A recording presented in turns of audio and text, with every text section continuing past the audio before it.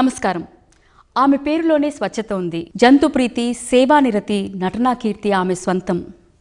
ప్రముఖ నటి, సామాజిక కార్యకర్త, బ్లూ క్రాస్ ఫౌండర్ అమలా అక్కినేనితో ప్రత్యేక చిట్ చాట్ కార్యక్రమానికి స్వాగతం.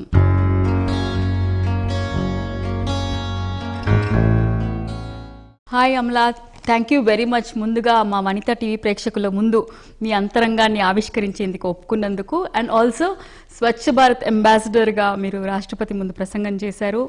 Your been selected as an ambassador. అందరి ముందు మీరు మాట్లాడడం జరిగింది. మా ప్రత్యేక శుభాకాంక్షలతో మీకు ఈ flower bouquet. Thank you Aruna. Vanitha TV 7వ వార్షికోత్సవ శుభాకాంక్షలు. ఎస్ అమలా, కేక్ కట్ చేసి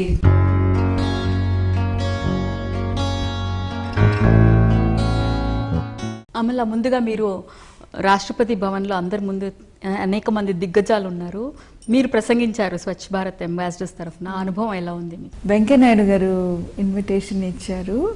ఇట్లా president of India Swachh Bharat ambassadors అందరినీ పిలిచి ఒక ఆహ్వానిస్తున్నారు. I was very excited. నాకు ఈ స్వచ్ఛ భారత్ మిషన్ అంటే చాలా ఇష్టం. అండ్ దీంట్లో కూడా 20 సంవత్సరం నుంచి ఆల్రెడీ పనిచేస్తున్నాను. వెళ్ళాను, అక్కడ అందరూ పెద్దలు అందరూ ఉన్నారు. ఫేమస్ పర్సనాలిటీస్, సెలబ్రిటీస్, స్వచ్ఛ భారత్ అంబాసిడర్స్ భారతదేశం అన్ని చోట్ల నుంచి వచ్చారు. అందరు మాట్లాడతారు అనుకున్నాను, కానీ ప్రోగ్రామ్ చూస్తే అందరి తరపు నుంచి నేను ఒక్కడనే మాట్లాడుతున్నానని తెలిసింది. అప్పుడు కొంచెం కంగారు పడ్డాను. బట్ అంటే ఐఎమ్ యూస్ టు స్పీకింగ్. 3 విషయాలు చెప్పాను. ఒకటి ఏమో అంబాసిడర్స్ ఇంకా ప్రయత్నం చేయలేని వాళ్ళందరికీ రిక్వెస్ట్ చేసి ఇట్లా ఎవ్రీ సాటర్డే మీరు ప్రయత్నం చేయండి. అండ్ నా అనుభవం, ఒక సింపుల్గా నా అనుభవం కూడా షేర్ చేశాను. దాని తర్వాత నేను వీధి కుక్కల గురించి కొంచెం చెప్పాను. ఎందుకంటే ప్రతి రాష్ట్రంలో వీధి కుక్కల మీద అందరు కంగారు పడుతున్నారు, ఎక్కువ అయిపోతుంది అని, సంఖ్య ఎక్కువ అయిపోతుందని. బట్ వీధి కుక్కలు చెత్త చెదారు వల్లనే వస్తాయి అని కనెక్షన్ ఇంకా ఎవరు అర్థం చేసుకోలేదు. సో నేను ఆ కనెక్షన్ ఎక్స్ప్లెయిన్ చేశాను. అండ్ 3వది చెప్పాను, నా మనసులో స్వచ్ఛ భారత్ అనేది ఓన్లీ పరిసరాలు పరిశుభ్రం మాత్రమే కాదు, మన ఆలోచనలు కూడా పరిశుభ్రం చేయాలి. అంటే ఈ పరిశుభ్రం అనేది ఓన్లీ క్లీనర్స్, స్వీపర్స్ పని అని అనుకోకుండా, పరిశుభ్రం అనేది ప్రతి ఒక్కరు చేయాల్సిన కార్యక్రమం. మన పని మనం చేసి ఒక బాధ్యతగా, ఒక గౌరవంతో చేస్తేనే అవుతుంది. అందరు కలిసి సాధిస్తాము. అమలా, మీరు చెప్పిన పాయింట్ మీద యాక్చువల్లీ వనిత టీవీ ప్రత్యేక DVD ఒకటి వీడియో చేసి ప్రమోట్ చేశారు. యాక్చువల్లీ పరిసరాల పరిశుభ్రం చేయడమే కాదు, ఆలోచనలు కూడా పరిశుభ్రంగా ఉండాలి అని. బాహ్యంగానే కాకుండా అంతరంగంగా కూడా ఒక క్లీన్ వాతావరణం ఉండాలనేటువంటిది ప్రమోట్ చేసింది. It's very nice. మీరు అందరి తరఫున మాట్లాడారన్నది మాకు చాలా గర్వకారణంగా ఉంది. ముందుగా మీ సినీ పయనము, తర్వాత ఒక సామాజిక కార్యకర్తగా మీరు సామాజిక స్పృహతో మీరు ఎన్నో కార్యక్రమాలు చేస్తున్నారు. మీ బాల్యం గురించి, కళాక్షేత్రంలో మీ విద్యాభ్యాసం గురించి కొంచెం చెప్తారా? కళాక్షేత్ర అనేది ఒక ఫైన్ ఆర్ట్స్ ఇన్స్టిట్యూట్. సో చూడ్డానికి ఆశ్రమం లాగా ఉంటుంది. చెన్నై తిరువాన్మియూర్ బీచ్ మీద చిన్న చిన్న కాటేజెస్, చెట్లు, తపోవనం అటువంటి స్థలాలు ఉన్నాయి. సో అక్కడే 10 సంవత్సరం పెరిగాను. స్కూల్కి వెళ్ళాను, కాలేజ్కి వెళ్ళాను, డాన్స్ ట్రైనింగ్ తీసుకున్నాను. ట్రెడిషన్స్ ఆఫ్ ఇండియా, మన దేశ పరంపర, మన సంస్కృతి దాంట్లో మంచితనాన్ని తీసి ఇట్లా ఒక ఎడ్యుకేషన్ సిస్టమ్ స్థాపించారు. ప్రకృతి ఒడిలో చక్కని, అంటే మన పరంపరను ప్లస్ ఆధునికతో మేళవించి చెప్పేటువంటి ఒక ఇన్స్టిట్యూషన్. రుక్మిణి దేవి అని, she was a very famous dancer. Independence movement లో ఈ భారతీయ సంస్కృతులన్నీ మర్చిపోయారు అండ్ పక్కకు జరిపేశారు బ్రిటిష్ వాళ్ళు. అవి మళ్ళా తీసుకొచ్చి మంచి విషయాలన్నీ స్టూడెంట్స్ తెలవాలని పెట్టారు. ఒక మంచి ఉద్దేశంతో పెట్టారు. అంటే ఆవిడ అందరికీ అత్తయ్య అని చెప్పి అందరూ చాలా ప్రేమగా ఆవిడని పిలుచుకునేవాళ్ళు కదా. అవును. మీకు అటువంటి మంచి జ్ఞాపకాలు ఉన్నాయి బాల్యంలో? బాగా బాగా మంచి జ్ఞాపకాలు ఉన్నాయి. దగ్గరలో ఉండి వాళ్ళ మాటలు, వాళ్ళ ఆలోచనలు, వాళ్ళ గైడెన్స్ ఉండి అనుభవించడానికి అదృష్టం. and she would talk about different subjects. So it was a beautiful exposure. అంటే డాన్స్ నేర్చుకున్నారు కదా మీరు అప్పుడు? డాన్స్ నేర్చుకున్నాను. అది మీ సినీ ప్రవేశానికి ఒక సహకరించిందా మీ కళాక్షేత్రంలో? డెఫినెట్లీ. అంటే నాకు సినీ రంగంలో ఏమి అంటే ఇంట్రడక్షన్ ఎవరు తెలియదు, నేను ఎక్కువ సినిమా చూడలేదు. From my 6th or 7th year Kalakshetra dance ట్రూప్లో పార్టిసిపేట్ చేశాను. So we use to travel all around the world. So in my final year director T Rajendra performance తర్వాత బ్యాక్ స్టేజ్ భార్య ఉషా గారితో మా సినిమాలో మీరు హీరోయిన్ గా చేస్తారా, ఒక భరతనాట్యం డాన్సర్ రోల్ ఉంది అలా అడిగారు. అప్పుడు నాకు సడన్ గా ఏం చెప్పాలని తెలియదు, ఆలోచించి అన్నాను. ఇంటికి వెళ్ళి అమ్మతో మాట్లాడి, ఒక ఫ్రెండ్ ఉన్నారు కొంచెం సీనియర్ రంగం తెలిసే ఫ్రెండ్, సో ఒప్పుకోవడం జరిగింది. సో అప్పుడు వాళ్ళు మళ్ళీ మా ఇంటికి వచ్చి మళ్ళీ అడిగారు. Then I accepted. సరే ఒక సినిమా చేసి చూద్దామని. So because I was a dancer ఒక అవకాశం వచ్చింది. రైట్. దాని తర్వాత అవకాశాలు వస్తూనే ఉన్నాయి, మీరు సినీ రంగంలో స్థిరపడిపోయారు. అంటే ఆ సినిమా వచ్చే వరకు నేను సైకిల్లో తిరిగేవాను. సైకిల్లో టీవీఎస్ 50లో స్టూడెంట్ గా ఉన్నాను కాబట్టి మామూలుగా తిరిగాను. సడన్ గా సినిమా రిలీజ్ అయ్యే రోజు నేను ట్రాఫిక్ లైట్ లో మొపెడ్ టీవీఎస్ 50 మీద కూర్చుంటే అందరూ అమలా అమలా అమలా అని అప్పుడు సడన్ గా రియలైజేషన్ వచ్చింది, ఓ ఇప్పుడు ఎంటర్ అయ్యాను, బెటర్ కంటిన్యూ చేస్తే బెటర్. అంటే ఒక ఫస్ట్ గుర్తింపు అనేది ఎలా అనిపించింది అప్పట్లో? అంటే చిన్న వయసులోనే కొంచెం భయం అనిపించింది.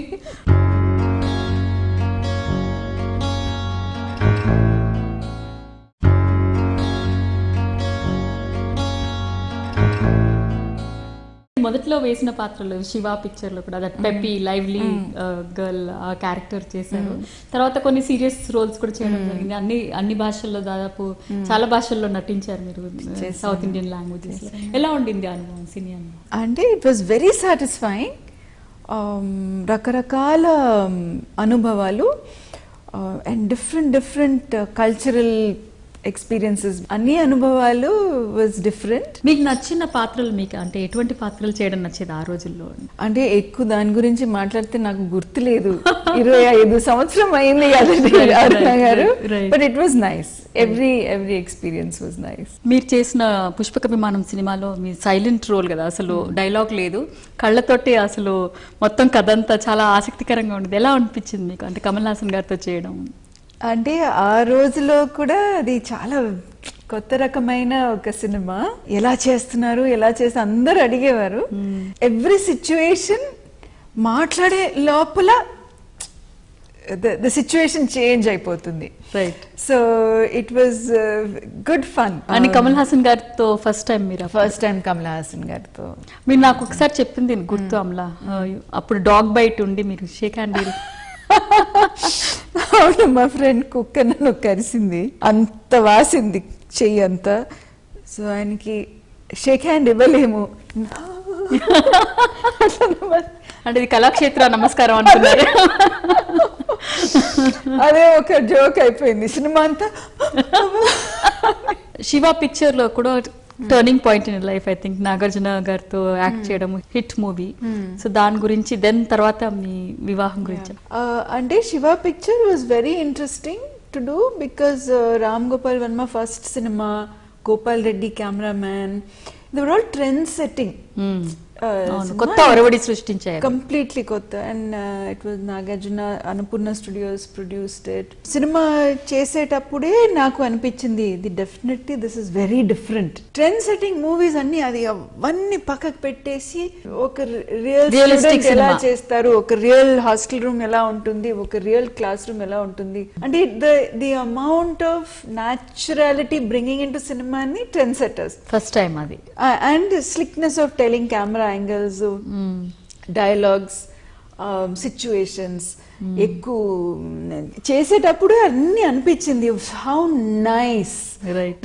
It's coming into real, it's becoming more believable. ఒక విధంగా it was it a movie of your destiny, మీ ఫ్యూచర్, బికాస్ నాగార్జున గారితో నటించిన తర్వాత. I had done 3-4 movies with Nagarjuna. అప్పటికి 4 movies with Nagarjuna. I think నిర్ణయం was a film like that. నిర్ణయం తర్వాతనే నాగార్జున పెళ్లి చేయమని అడిగారు. నిర్ణయం తీసుకున్నారు. నిర్ణయం తర్వాతనే, నిర్ణయం సినిమా పూర్తి అయిన తర్వాతనే he asked me to marry him. Nagarjuna గారు అంటే సినీ ప్రవేశం తర్వాత నాగార్జున గారిని కలవడం తర్వాత వివాహానంతరం మీ జీవితంలో ఎటువంటి మార్పు వచ్చింది? నాగార్జున గారి పాత్ర ఏ విధంగా ఉండింది? నిర్ణయం సినిమా అయిన తర్వాత, I mean, I had gotten to know him very well. He was a wonderful human being, man of his word, very excellent producer, wonderful hero. So అటువంటి ఒక మనిషి నన్ను he asked me to marry him అనేది నాకు అదృష్టం అనుకున్నాను. And I was delighted. వివాహానంతరం కూడా అంటే అఖిల్ పుట్టిన తర్వాత సినిమాలకు దూరంగానే ఉన్నారు కదా? అవును, అంటే సినిమా చేసి చేసి చేసి అంటే 7 yearsలో 50 సినిమా చేశాను. 50 సినిమాలు 7 సంవత్సరంలో చేశానంటే ఎంత టైర్డ్గా ఒక మనిషి ఉంటారనుకోండి. సో అంటే ఎగ్జాస్షన్, మెంటల్, ఫిజికల్, ఎమోషనల్ ఎగ్జాస్షన్లో నేను రేపు షూటింగ్కి వెళ్ళకపోతే పర్వాలేదా, ఎలా ఉంటుందని, నీ ఇష్టం అంటే ఆ ఐడియా ఆయనే ఇచ్చారు. యూ టేక్ ఇట్ ఈజీ, నువ్వు వెళ్ళాలని కాదు, యూ టేక్ ఇట్ ఈజీ, నీ ఇష్టంగా నువ్వు చేసుకొని. ఆ ధైర్యంతో ఒప్పుకోలేదు సినిమా, వేరేదో చూద్దామని చూస్తే అప్పుడు యానిమల్ రెస్క్యూ స్టార్ట్ చేశాను. బికాజ్ ఎక్కడ చూస్తే హైదరాబాద్లో దెబ్బతో, గాయంతో, జబ్బుతో జంతువులు కనిపించింది నాకు రోడ్డు మీద. పెళ్లి చేసిన నెక్స్ట్ డే నుంచి రెస్క్యూ స్టార్ట్ చేశాను. ఏదో 1 month తర్వాత ఇల్లు జూ లాగా అయిపోయింది.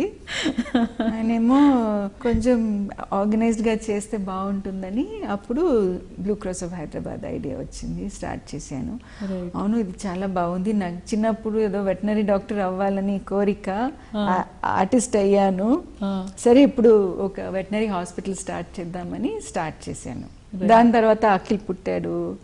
అఖిల్ పుట్టిన తర్వాత సిసింద్రి సినిమాలో అంటే బ్లూ క్రాస్ కట్టాలంటే డబ్బు నుంచి డబ్బు ఎక్కడి నుంచి వస్తుంది, సినిమా తీస్తే దాని నుంచి లాభాలన్నీ మీరు కట్టొచ్చు అని, సిసింద్రి సినిమా నుంచి వచ్చే లాభాలని బ్లూ క్రాస్ మీరు శాకాహారిగా మారడానికి కూడా ఈ జంతు సంక్షేమం కారణం ఏంటంటే ఏదైనా ఒక సంఘటన ఉందా? ఎందుకు మారారు? అంటే మా నాన్నగారు బెంగాలీ, మా అమ్మగారు ఐరిష్. సో 2 కల్చర్స్లో నాన్ వెజ్ ఉంది తప్పకుండా మామూలే. చెన్నైకి నేను ఒక 8 సంవత్సరంలో చెన్నై చదవడానికి వచ్చాను కళాక్షేత్రాలు. అప్పుడు మొదటిసారి ఒక శాకాహారి జీవితం గురించి తెలుసుకున్నాను. ఓ, ఇట్లా కూడా బ్రతుకొచ్చా అని ఆ వయసులో అనిపించింది. నాకు ఏమో చాలా బాగా సూట్ అయింది. సో ఇంటికి వెళ్తే, హాలిడేస్లో ఇంటికి వెళ్తే అమ్మ వంట చేసి, అంటే మామూలులాగా నాన్ వెజ్ ఇచ్చేవారు. నాకు ఏదో అనిపించింది. అప్పుడు అమ్మ నాన్నకి చెప్పాను, ఇట్లా నేను వెజిటేరియన్గా మారాను, నాకు ఇవన్నీ తినలేకపోతున్నాను. వాళ్ళు కూడా ఒప్పుకున్నారు చాలా, అంటే రెస్పెక్ట్ఫుల్గా. సో ఎక్కడైనా వెళ్తే ఏమే మా చిన్న కూతురు అమలా వెజిటేరియన్ ప్రత్యేకంగా చెప్పేవా? సో అలాగే ఆ వయసు నుంచి వెజిటేరియన్గా మారాను.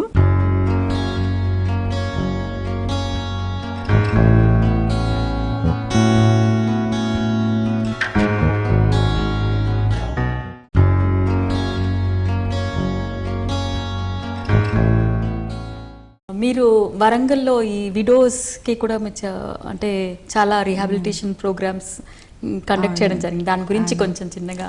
వరంగల్లో అంటే మా ఇంటి పక్క ఇల్లు సుందరి గారు అని ఒక ఆమె ఉన్నారు. బాల వికాస్ అని ఒక సంస్థ పెట్టింది వరంగల్లో. వాళ్ళ ఫ్యామిలీ అందరూ వరంగల్ నుంచి ఒకసారి ప్రోగ్రామ్కి పిలిచారు. అప్పుడు దాకా నాకు ఎక్కువ తెలియదు. అయ్యో, ఇట్లా కూడా చేస్తారా ఈ రోజుల్లో కూడా? ఒక ఫ్యామిలీలో అబ్బాయి చనిపోయిన తర్వాత అబ్బాయికి పెళ్లి చేసిన భార్య అండ్ పిల్లల్ని ఇంటి నుంచి బయటపడేసి వాళ్ళ మీద వివక్షత చూపించడం ఆశ్చర్యం అనిపించింది. ఏంటి, ఇలాగే కూడా ఉంటారా ప్రపంచంలో అని నేను వెళ్ళాను. వచ్చి హెల్ప్ చేస్తాను అని చెప్పి వెళ్ళాను. అప్పుడు బాల వికాస సంస్థ గురించి తెలుసుకున్నాను. ఇప్పుడు ఆ గ్రామంలో కొన్ని లీడర్స్, మహిళా నాయకురాలు అందరూ ముందుకొచ్చి ఈ విషయాలన్నీ ఆపాలని ఒక అవేర్నెస్ కార్యక్రమం చేశారు. చాలా బాగా అనిపించింది నాకు. బాలక్క నాకు ఒక స్ఫూర్తి, అంటే సో ఇన్స్పైరింగ్. సరే, మనం ఇప్పుడు మీరు మీ సినీ జీవితం గురించి, వైవాహిక జీవితం గురించి, మళ్ళీ ఈ జంతు సంక్షేమం ఏంటి, మానవ సంక్షేమం ఏంటి, మహిళల గురించి మాట్లాడడం ఏంటి, రకరకాలు చేయగలిగారు, ఎన్నో కార్యక్రమాలు చేపట్టారు. తర్వాత మళ్ళీ మీరు యాక్ట్ చేయడం కూడా జరిగింది. లైఫ్ ఇస్ బ్యూటిఫుల్, తర్వాత హమారీ అధూరీ కహానీ. చాలా వ్యవధి తర్వాత కెమెరా ముందుకు రావడం ఎలా అనిపించింది? అంటే ఫస్ట్ నేను ఒప్పుకోలేదు. శేఖర్ కమలా గారు మళ్ళీ మళ్ళీ మళ్ళీ మళ్ళీ రిక్వెస్ట్ చేశారు, నువ్వు ఎలా ఉన్నావో అలాగే బాగుంటుంది అమలా, ప్లీజ్ ప్లీజ్ ప్లీజ్ అన్నారు. సరే సరే చేద్దామని చేశారు. నాకు సినిమా చూపించారు, ఆ సీన్స్ అని పిల్లలతో సీన్స్ అన్ని చూపించారు, బాగా అనిపించింది, సరే చేశాను. అక్కినేని ఫిల్మ్ ఇన్స్టిట్యూట్ డైరెక్టర్ గా ఇంటర్నేషనల్ ఇన్స్టిట్యూట్ ఉంది, చక్కని వసతులతో మీకు ఎక్కడెక్కడి నుంచో వస్తున్నారు స్టూడెంట్స్. అవును, దాన్ని హ్యాండిల్ చేయడం ఎలా ఉంది? ఓకే, ఇది మా మాయ గారు డాక్టర్ అక్కినేని నాగేశ్వరరావు గారు కళ. సో 4 years నుంచి నడుస్తుంది. నేను బోర్డులో ఉన్నాను. I was a board member of the education trust and దూరం నుంచి అంత కొంచెం హెల్ప్ చేశాను. బట్ సడన్గా they needed leadership. Industry and స్కూల్కి మధ్యన ఒక కనెక్షన్ ఉండాలి. అండ్ ఫ్యామిలీలో ఆర్టిస్టులు అందరూ ఉన్నారు కాబట్టి they are all very busy. So నన్ను అడిగారు, in this absolutely vibrant transitional industry, to bring in educational institute, it needs the presence of the industry. So daniki nannu తీసుకొచ్చే వలన I can bring in ఇప్పుడు మిమ్మల్ని ఒక guest లెక్చర్గా ఇవ్వడానికి తీసుకొస్తాను. I will request you, same way your cameraman, same way your director. I'll be bringing in all the people from the industry to explain to these youth. వాళ్ళు 18-19 వయసులో young minds ని professional గా ఎలా తయారు చేయాలని ఒక ప్రయత్నం. So I'm thoroughly enjoying it. It's very challenging. మీరు నటిగా ఎంతో మన్ననలు పొందారు, ప్రశంసలు అందుకున్నారు, సూపర్ స్టార్ భార్యగా ఉన్నారు. ఇప్పుడు మీ సిసింద్రి హీరోగా రాబోతున్నాడు. సో మీకు ఎలా అనిపిస్తుంది ఈ టైంలో? అఖిల్ మొదటి సినిమా చేస్తున్నాడు. we're all very excited. చాలా ఆనందంగా ఉంది. ఎన్ని పాత్రల్లో రాణిస్తున్నారు, ఒక తల్లిగా, ఒక గృహిణిగా, ఒక నటిగా, ఒక సామాజిక కార్యకర్తగా బహుముఖ ప్రజ్ఞను ప్రదర్శిస్తున్నారు. మహిళలు రాణించాలంటే మా వనితా టీవీ ప్రేక్షకులకు ఎటువంటి దృక్పథం ఉండాలి? స్పెషల్గా ఏం చేయలేదు, అందరు చేసినట్టు చేస్తున్నాను.